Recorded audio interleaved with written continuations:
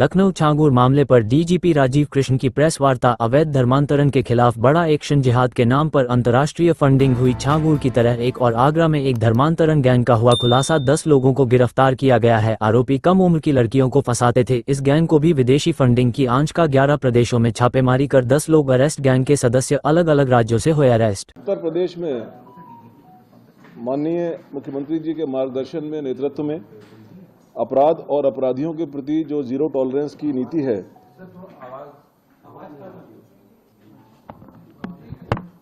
ठीक है, ऑन तो है, माइक तो ऑन है, माइक ऑन है। उत्तर प्रदेश में माननीय मुख्यमंत्री जी के नेतृत्व और मार्गदर्शन में अपराध और अपराधियों के प्रति जीरो टॉलरेंस की नीति में यूपी पुलिस पूरी तरह से प्रतिबद्धता से कार्य कर रही है। जीरो टॉलरेंस की इस नीति के तहत ही उत्तर प्रदेश पुलिस ने न केवल 25 करोड़ लोगों की सुरक्षा उपलब्ध कराने की, बल्कि सभी पर्व और त्योहारों को शांतिपूर्वक संपन्न कराया है और कराने में सक्षम है।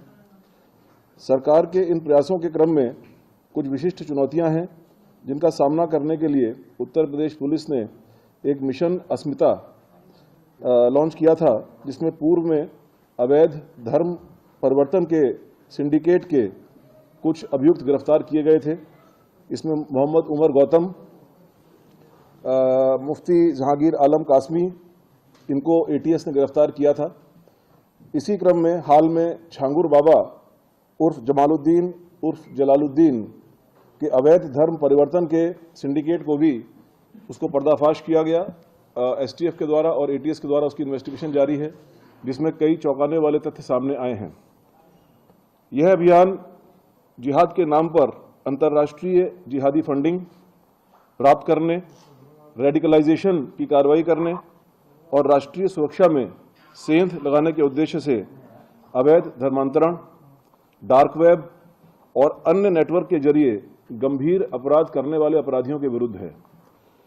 इसी कड़ी में जनपद आगरा में हाल में ही एक उल्लेखनीय कार्य किया गया है, जिसके बारे में अभी कमिश्नर पुलिस आगरा डिटेल में बताएंगे।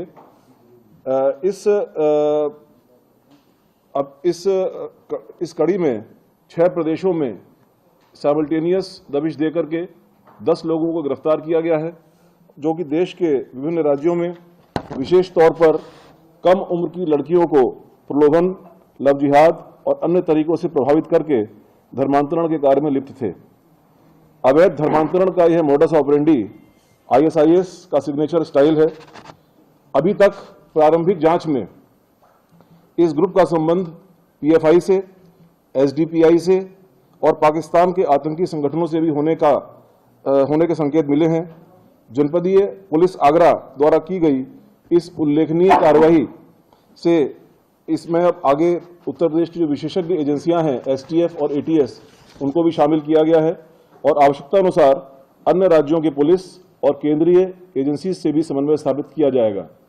अभी तक इसमें कनाडा, अमेरिका, लंदन और दुबई से फंडिंग के और उनके संलिप्तता के उनके वहां पर रह रहे कुछ लोगों के साथ में संलिप्तता के सबूत मिले हैं, जिसके आधार पर आगे की कार्रवाई की जा रही है। धन्यवाद।